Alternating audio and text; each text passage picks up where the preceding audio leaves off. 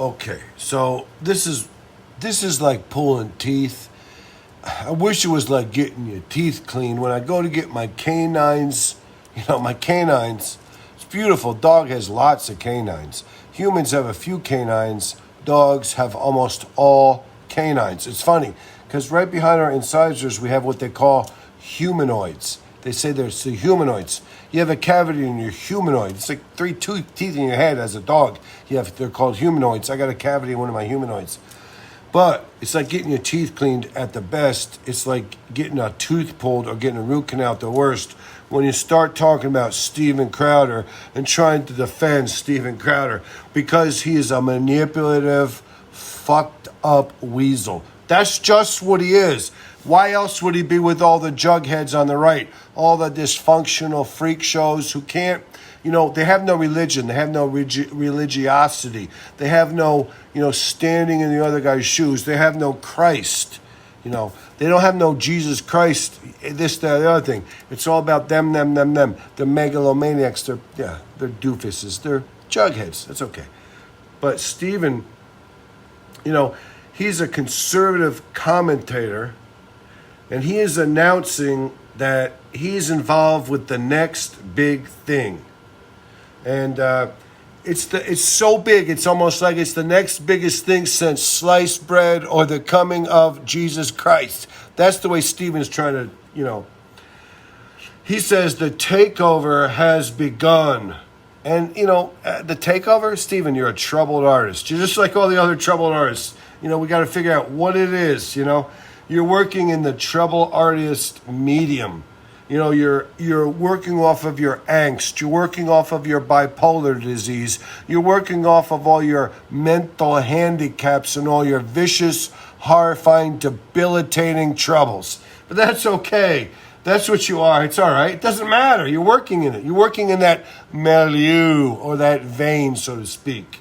You're working in the medium of conservatism, which most times is bipolar, egomaniac-ish, psychopathic-ish. The psychopaths, they don't have no empathy. They don't worry about nobody else. They don't think nobody else has no problems. They don't have any. They're dented. They're hurt. They're what do you call it? They're damaged. They're damaged goods. Is that all right? Is it okay to say that? Are conservatives, if you're super really like the lady, the hot blonde that worked for Donald Trump that just signed a big contract with Fox to replace Tucker Carlson, she's damaged. She's damaged goods. Anybody could pick her up. A bum, a homeless man could pick her up if he just said the right things. Is that okay? Is it okay that we're listening to these people? Tucker, he's so damaged. He's so flawed. He's so freaked up. They're the kind of people that hang themselves from a hook in their bedroom step on and off a stepladder to try to have an orgasm. And they pray to God they can step on before they die. But it's this thing, it's the Keith Carradine kind of my belt in the closet around my neck, kind of plastic bag over my head, orgasm. That's the kind of thing that every single one of these conservatives, the conservatives are such jugheads. Jughead is a nice way to say they are so hardcore fucked up and flawed. It's okay. Stephen says it's war. Stephen, you never had your ass kicked. Stephen, you say war? You never got drubbed. You never got, curb stomped. You need to have a fucking ass whipping delivered to you so you know what war. Once you get curb stomped and your teeth get strove into the back of your throat, you drink your own blood and your lips and your face gets distorted, then you know what an ass whooping is, and you know that that's 50 times less than war. Asshole. War. God bless us all. It doesn't even matter. But, you're fighting for, if you were fighting for your balls, like I was a dog who was emancipated from his balls. I'm a eunuch dog. It's horrifying. I wish I would have fought harder. I didn't know what they were doing. They called me up. They said, my master came and said, hey, we're coming to you so you don't have to piss everywhere. You don't have to fight.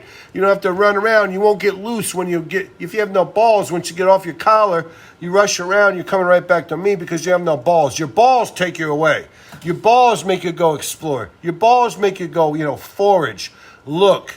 You're having expeditions. If you have no balls, you're coming straight back. 15 minutes, you're coming straight back if you have no balls. So I was like, well, fuck, I don't know. Got to cut my balls off. I didn't even know. I didn't know I had balls. At that point in my little puppy life, I didn't even know balls, but it's okay, But the thing about Steven Crowder is he's a little bit what you would call masochistic. He's a little bondage-esque. Bondage-esque. He's a little demeaning.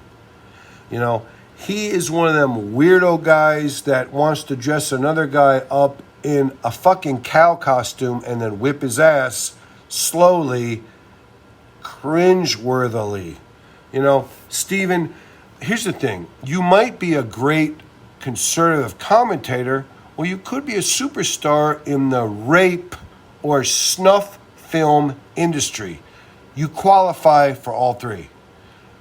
It could be that you're a conservative commentator, or maybe you should make your living in the rape or snuff film industry, because evidently you're right there, buddy. When your high school counselor administered them tests, they figured out you're welcome.